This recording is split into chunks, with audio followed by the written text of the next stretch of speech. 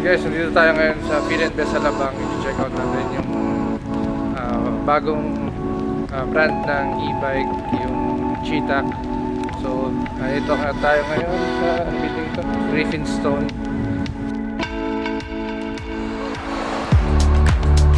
Ayan.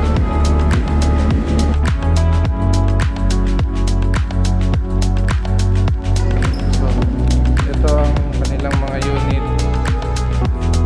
Para lang tayong babalik sa Vespa, guys. Kakabenta naman sa Vespa, parang ganito lang din.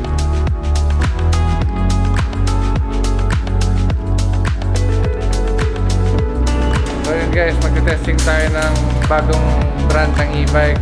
Ito ay yung Cheetah. So check out natin yung mga bagong unit dito. Tapos ito-test ride natin. Ayun, ito may rehistro na. Ang ganda.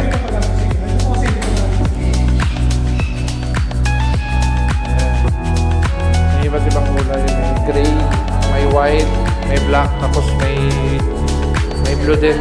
Maganda yung blue.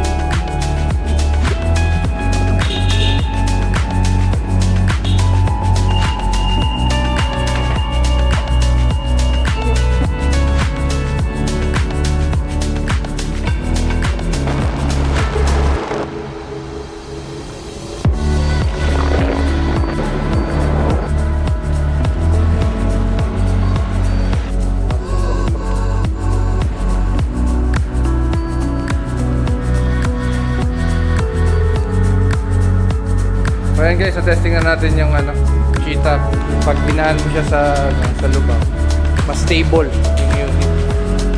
So, okay, maganda. Mas stable siya. Stable yung feels. Kahit sa lubang, mas steady siya. Walang masyadong makalow. Tapos, mabot ako ng 68 kilometers per hour na takbo using sports mode. Hindi pa todo kasi walang mahabang daan para i-testing yung sagad na. Tapos ito ay 138,000. Ito yung model niya.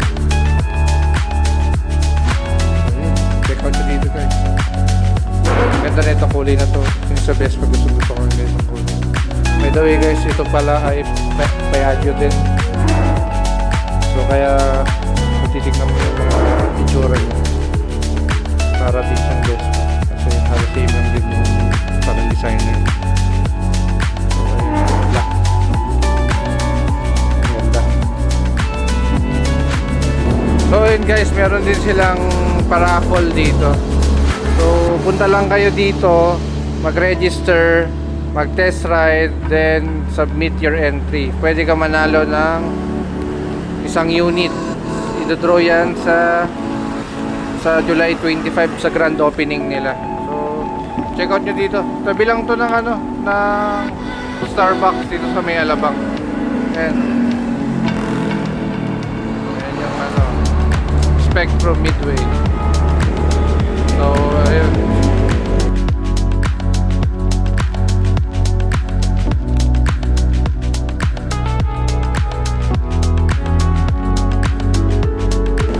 Kayo dito guys, tapos test ride kayo, tapos register kayo sa raffle, baka manalo kayo. 130,000 yung worth ng e-bike na to. So yun, sayang, diba? So yun lang guys.